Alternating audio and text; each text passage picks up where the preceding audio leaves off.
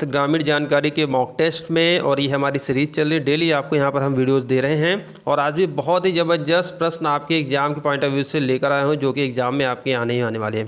पहला प्रश्न देखिए, आज का हमारा शुरू हो रहा है, प्रयोगशाला से खेत तक कार्यक्रम शुरू हुआ।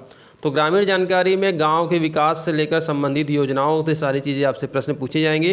प्रयोगशाला से खेत तक कार्यक्रम, देखिए खेती किसानी का ये कार्यक्रम था, जो भी यहाँ पर ज़मीन की उर्वरकता की बात कर सकते हैं, प्रोडक्टिविटी की बात कर सकते हैं, कैसे इसको बढ़ाया जाए। तो प्रयोगशाला से खेत तक जो दोस्तों कार्यक्रम था वह स्टार्ट हुआ था 1979 में। ऑप्शन नंबर सी यहाँ पर करेक्ट है। दूसरे प्रश्न की ओर बढ़ते हैं, मक्का का शीर्ष उत्पादक राज्य कौन है। तो दोस्तों यहाँ पर जो भी फसल से उससे उत्पादन से भी प्रश्न बनेगा, और कौन राज्य किस श्रेणी में आगे है, इससे भी यहाँ से आपसे प्रश्न पूछे जाएंगे। तो देखिए मक्का दोस्तों आपका ये आंध्र प्रदेश है। ऑप्शन नंबर बी यहाँ पर करेक्ट है। शीर्ष उत्पादक राज्य कौन सा है, आंध्र प्रदेश है। और मक्के के बारे में कुछ दोस्तों मैं आप लोग को बता दूं, एक्स्ट्रा फैक्ट यहाँ से प्रश्न बन सकता है और बना भी है। मक्का को अनाजों की रानी कहा जाता है, और ये ऐसी फसल है कि जो तीनों ऋतुओं में, रबी खरीफ जायद, ठीक है, ये खाद्यान्न के लिए भी उत्पादित की जाती है, साथ साथ चारे के लिए भी उसका उत्पादन किया जाता है। तो मक्का का शीर्ष उत्पादक राज्य है आंध्र प्रदेश है। अगला प्रश्न दोस्तों आप सभी के सामने यहाँ पर देखिए पूछा जा रहा है आपसे, कृष्ण क्रांति का संबंध किस क्षेत्र से है। तो दोस्तों कृष्ण क्रांति, तो जितनी भी कृषि क्रांतियाँ हैं, करीब 31 महत्वपूर्ण कृषि क्रांतियों की पूरी मैंने एक वीडियो बनाई है, उसका लिंक डिस्क्रिप्शन बॉक्स में मिल जाएगा। प्लेलिस्ट में आप पूरी वीडियोस आप लोग मिल जाएगी, उसको जरूर देखिएगा। पीडीएफ भी आपको मिल जाएगी। पिछली 2-3 क्लासों की पीडीएफ मैं आपको टेलीग्राम ग्रुप पर नहीं दे पाया हूँ, जल्दी आप लोग को सारी पीडीएफ एक साथ हम प्रोवाइड करा देंगे, उसके लिए परेशान मत होइए। आप हमारे टेलीग्राम ग्रुप और चैनल से जुड़ जाइए, नीचे डिस्क्रिप्शन बॉक्स में लिंक दिया गया है, वहाँ से आप जुड़ के इसका लाभ ले सकते हैं निःशुल्क। देखिए कृष्ण क्रांति का संबंध अगर दिए गए ऑप्शन में देखें तो दोस्तों वैकल्पिक ऊर्जा के अंतर्गत अगर हम बात करते हैं पेट्रोलियम और डीजलों के उत्पादन से, ठीक है, यहाँ पर ये क्या है आपका कृष्ण क्रांति है। और आप जानते हैं कि क्या होता है कि आपका आत्मनिर्भर बनाने का प्रयास पेट्रोलियम उत्पादन के क्षेत्र में, और इसका रंग क्या होता है, काला होता है, इसलिए इसका नाम दिया गया है कृष्ण क्रांति, ठीक है। इससे भी आप यहाँ पर कोरिलेट करके इसके याद कर सकते हैं। भारतीय खाद्य निगम की स्थापना किस सन में की गई। तो दोस्तों FCI इन शॉर्ट इसको हम कहते हैं, फूड कॉरपोरेशन ऑफ इंडिया की बात करते हैं।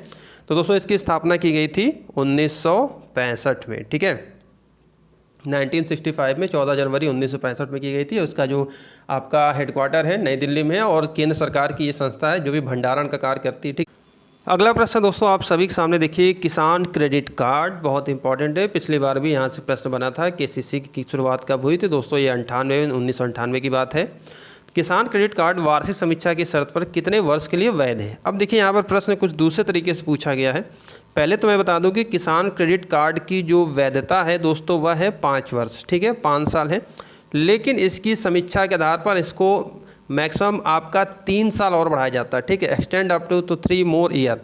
तो यहाँ पर प्रश्न पूछने का तरीका अलग है। तो वार्षिक समीक्षा की शर्त पर ये 3 सालों के लिए बढ़ाया जा सकता है। नॉर्मल वैलिडिटी कितनी है, 5 वर्ष है। इसमें किसानों को आपका जैसा का नाम है क्रेडिट कार्ड है, तो उसको लोन दिया जाता है खेती किसानी के लिए, जो भी गवर्नमेंट की स्कीम के तहत यहाँ पर है, ठीक है। तो यहाँ पर यह है आपका इस प्रश्न का जवाब 3 वर्ष होगा, और इसकी मेनली जो वैधता होती है 5 वर्ष होती है, लेकिन समीक्षा के आधार पर अतिरिक्त 3 साल और बढ़ाया जा सकता है।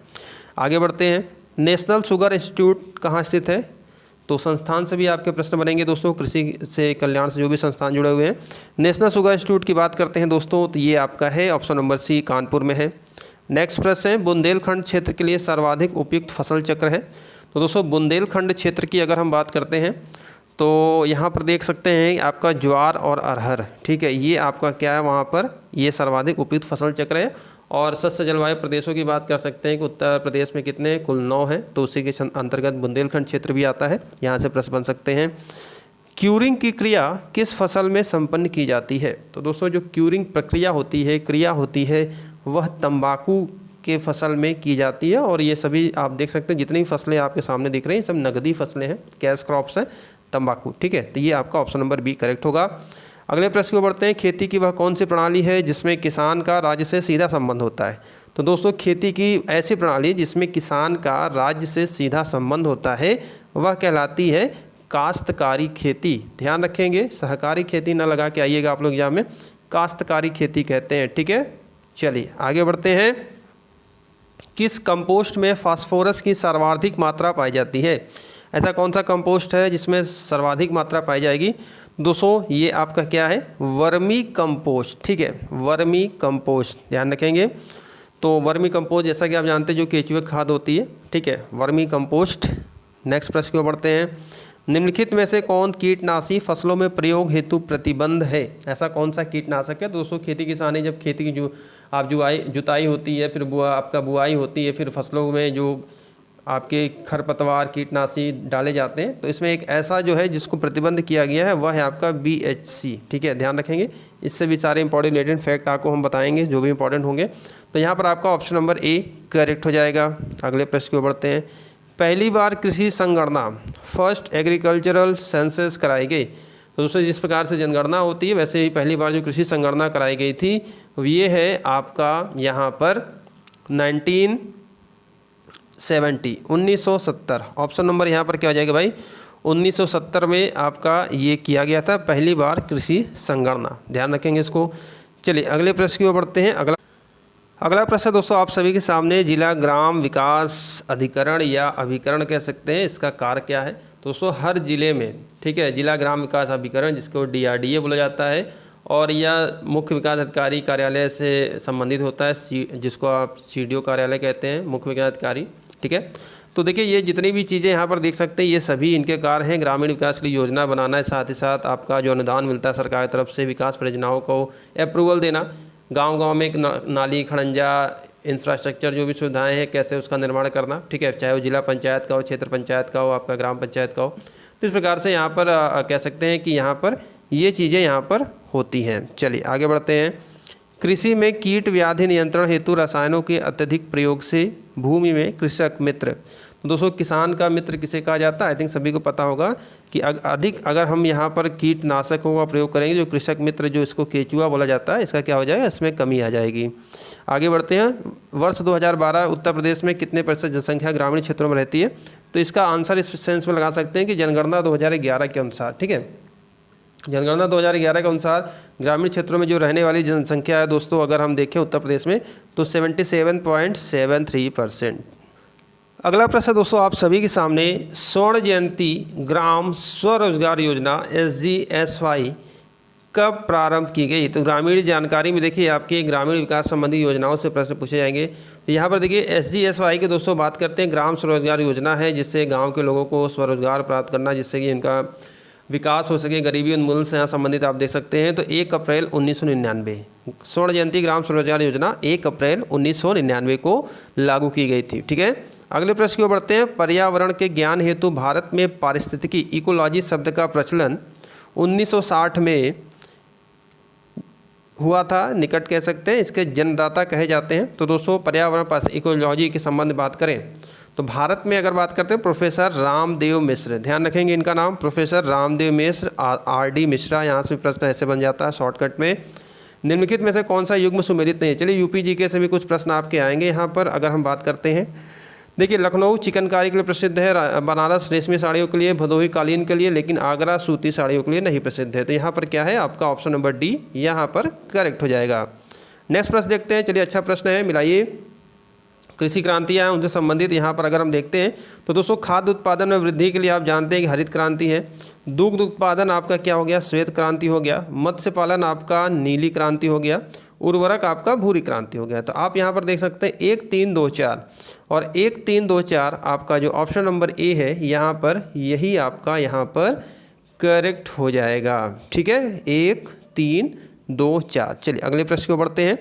ट्राइसेम एक कार्यक्रम है। तो दोस्तों जो ट्राइसेम है इसकी अगर हम बात करते हैं तो ये आपका जो कार्यक्रम है ये आपका दोस्तों ग्रामीण विकास का कार्यक्रम है। किसका कार्यक्रम है? ग्रामीण विकास का कार्यक्रम है। और दोस्तों ट्राइसेम योजना की अगर शुरुआत की बात करें तो 15 अगस्त 1979, ठीक है, 15 अगस्त 1979 को इसकी शुरुआत की गई थी। चलिए आगे बढ़ते हैं।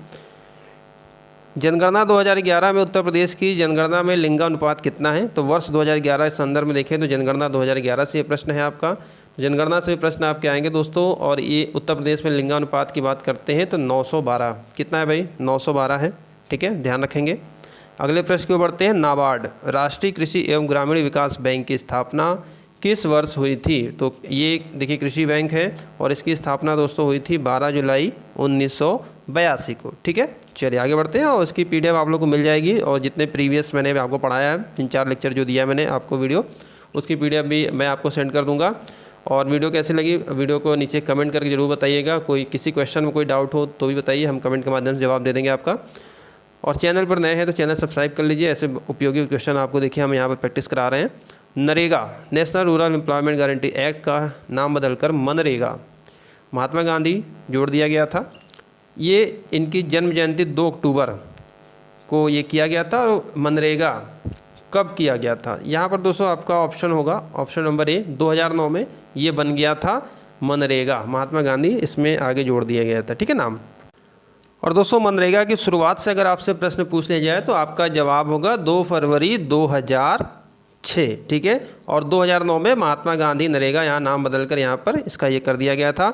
चलिए आगे बढ़ते हैं अगले प्रश्न की ओर। नेशनल एग्रीकल्चर इंश्योरेंस स्कीम राष्ट्रीय कृषि बीमा योजना की शुरुआत कब हुई, यानी कि ये लागू कब हुआ? तो दोस्तों राष्ट्रीय कृषि बीमा योजना की शुरुआत मानी जाती है 1999-2000 में। अगला प्रश्न देखते हैं, निम्नलिखित में से कौन सी पंचवर्षीय योजना अपनी अवधि पूरी होने के 1 वर्ष पूर्व ही समाप्त घोषित कर दी गई थी? ठीक है, तो दोस्तों ये जो पंचवर्षीय योजना की बात करते हैं कि ये जो पंचवर्षीय योजना थी 5वीं पंचवर्षीय योजना थी कि अपनी अवधि पूर्ण करने से 1 साल पहले इसको समाप्त कर दिया गया था। ठीक है, और इस योजना में ही गरीबी हटाओ का नारा दिया गया था। और दोस्तों इसकी जो अवधि थी 1974 से लेकर 1979 तक इसकी अवधि थी, जिसको 1978 में ही समाप्त कर दिया गया था। और जैसा कि मैंने बताया कि आपको यहाँ पर 5वीं आपकी जो योजना थी इसी में ही गरीबी हटाओ का नारा दिया गया था। ये प्रश्न UPTPSC लेखपाल में पूछा गया था कि 5वीं किस योजना में गरीबी हटाओ का नारा दिया गया था। तो दोस्तों ये थे आज के महत्वपूर्ण इंपॉर्टेंट क्वेश्चन। और ऐसे वीडियोज आप लोगों को इंपॉर्टेंट मिलेगी, क्वेश्चन का लेवल आप देख सकते हैं किस प्रकार से महत्वपूर्ण वीडियो मैं आपको दे रहा हूं। तो आप लोग भी चैनल पर नए हैं तो चैनल सब्सक्राइब करें, मैक्सिमम वीडियो लाइक शेयर करिए। और टेलीग्राम ग्रुप और चैनल पर हमारे नहीं जुड़े हैं वहाँ पर जुड़ जाइए, जो भी PDFs होगी आपको जल्द ही उपलब्ध करा दी जाएगी। तो अभी के लिए इतना ही, थैंक यू।